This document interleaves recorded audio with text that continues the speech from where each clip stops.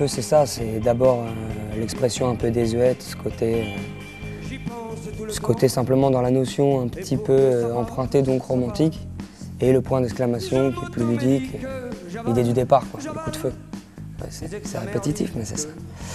Et en fait, Sébastien et Clément et moi, on se connaît depuis le lycée. On a commencé le projet avec Clément, puis Clément est parti, Sébastien est revenu.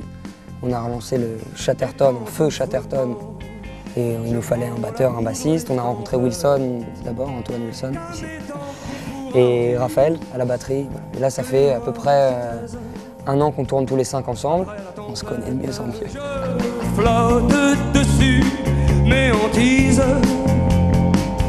dessus la peur d'être fou allié, marteau comme ici les requins,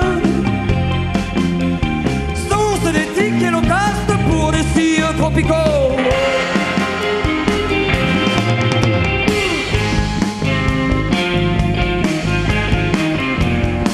Moi j'écris les textes, souvent Sébastien et Clément qui composent la base des chansons, voire des instrumentaux très aboutis.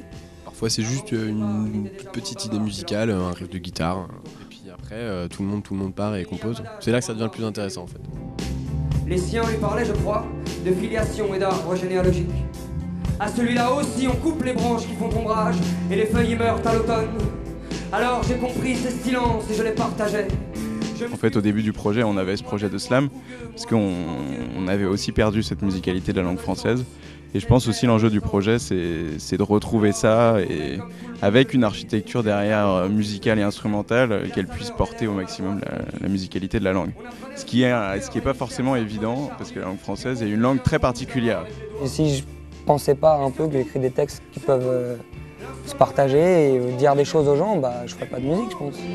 Quand on prend la route du voyage pour la première fois, il est parti. C'est qu'il se lève à l'eau. C'est qu'il se lève à l'eau. C'est qu'il se lève à l'eau. C'est qu'il se lève à l'eau. Je crois que c'est quand j'avais 10 ans que j'ai vu Rage Against the Machine au Zénith à Paris. J'ai rien compris à ce qui m'est arrivé. Concert de Radiohead à Bercy. Le concert acoustique de Clapton, beaucoup. Puis les disques de Cat Stevens aussi.